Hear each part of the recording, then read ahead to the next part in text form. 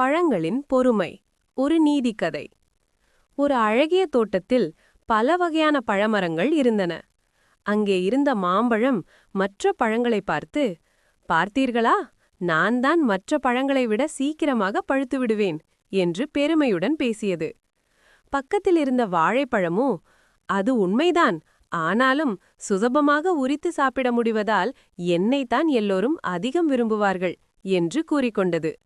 ஆனால் அதே மரத்தில் இருந்த ஒரு கொய்யாப்பழம் எதுவும் பேசாமல், அவசரம் காட்டாமல் அமைதியாக காத்திருந்தது. சரியான காலம் வந்தபோது அந்த கொய்யாப்பழம் முழுமையாக பழுத்து நல்ல இனிப்பு சுவையுடன் காணப்பட்டது. அந்த பழத்தை சுவைத்தவர்கள் அனைவரும், ஆஹா, இதுதான் மிகவும் சுவையான தரமான பழம் என்று மனதார பாராட்டினர். இதை கேட்ட மற்ற மாம்பழமும் வாழைப்பழமும் தங்கள் தவறை புரிந்து கொண்டன. அவசரமாக பழுப்பதை விட பொறுமையுடன் காத்திருப்பதுதான் ஒரு பழத்திற்கு உண்மையான மதிப்பை தருகிறது என்பதை அவை உணர்ந்தன.